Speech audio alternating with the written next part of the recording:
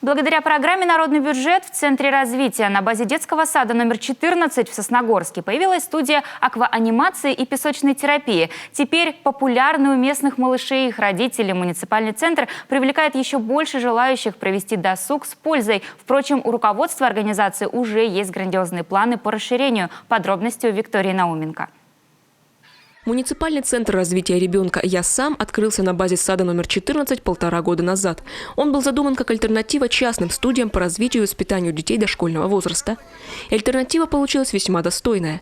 Выбрать для себя интересующее направление может любой ребенок от 2 до 7 лет. Здесь представлены кружки 3 категорий – познавательной, художественно-эстетической и физкультурно-оздоровительной. Так, гордость центра – театральная студия для самых маленьких. Солнце ярко в небе светит, под окном сирень цветет. Вдруг из леса вышел серенький волчок, греть на солнышке бочок. Вместе с воспитателями малыши разыгрывают костюмированные сценки из любимых сказок.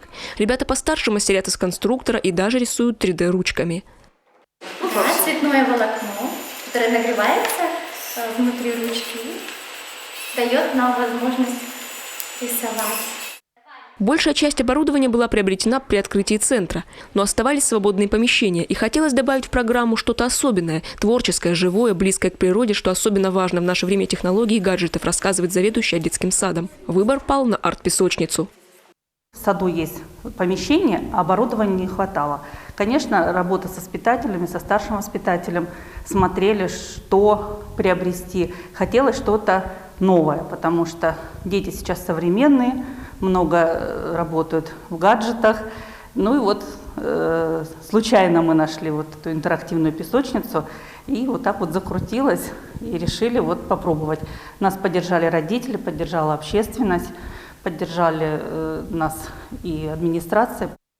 С идеей приобретения арт-песочницы, а заодно и студии акваанимации, детский сад принял участие в программе «Народный бюджет». И предложенный проект победил в конкурсе. Задумка стала реальностью.